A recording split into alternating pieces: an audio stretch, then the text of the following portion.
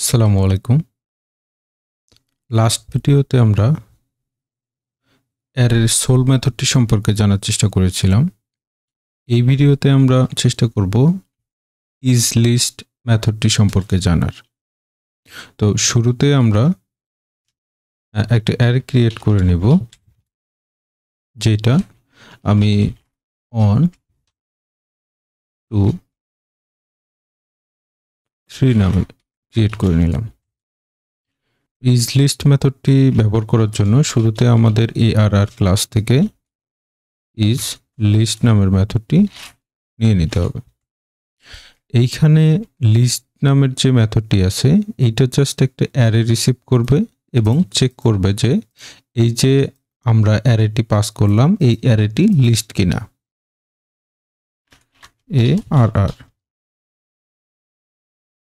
এখন এইটা যদি আমরা একটা রেজাল্টের ভিতর নেই, ডিডি করলাম রেজাল্ট। আমরা যদি এটা ব্রাউজারে দেখার চেষ্টা করি তাহলে দেখব যে এখানে ট্রু রিটার্ন করতেছে, অর্থাৎ আমাদের যে গিভেন অ্যারেটা আছে এইটা একটা লিস্ট। এখন আমরা যদি কোনো একটা অ্যারের কিটা চেঞ্জ করে দেই, সাপোজ 2, তাহলে আমরা দেখব যে ফলস রিটার্ন করতেছে, অর্থাৎ আমাদের এইটা এখন একটা লিস্ট না। এখন কিভাবে বুঝবো বা কিভাবে আমি বুঝলাম যে এটা আসলে লিস্ট না? এখানে লিস্ট হওয়ার শর্ত হচ্ছে প্রত্যেকটা অ্যারে কি সিকোয়েন্সিয়াল হইতে হবে, অর্থাৎ প্রথমে 0 1 2 এইভাবে কিগুলো সাজানো থাকতে হবে।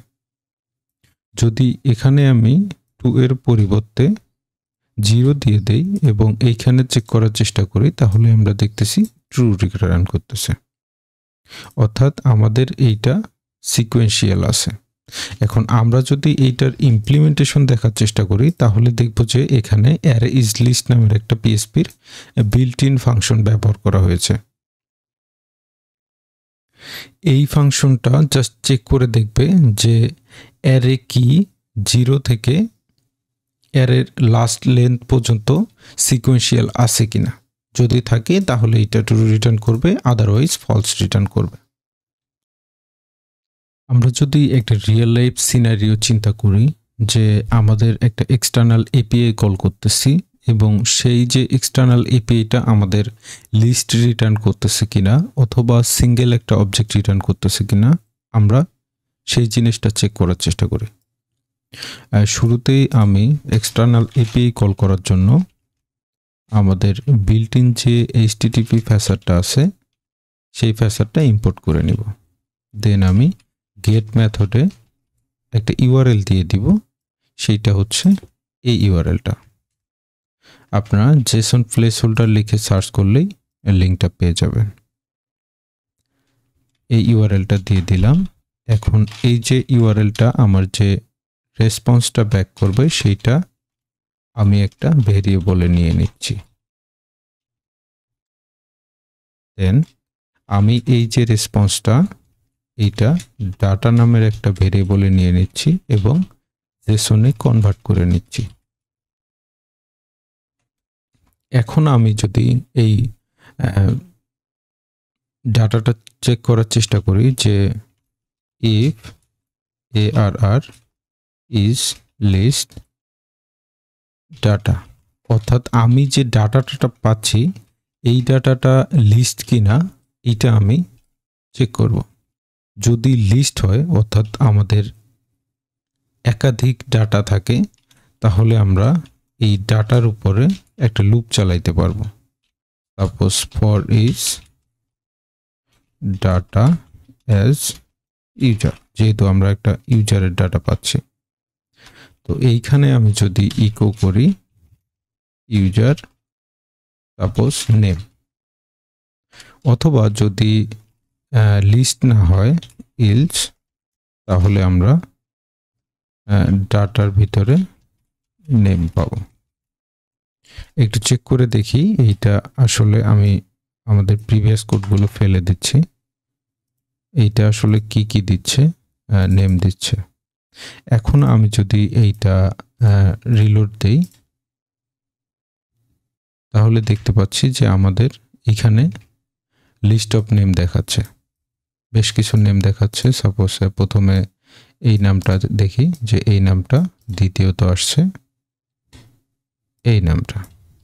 আমরা চাইলে এখানে একটা এন্ড অফ লাইন দিয়ে দিতে পারি, PHP EOL অর্থাৎ এন্ড অফ লাইন।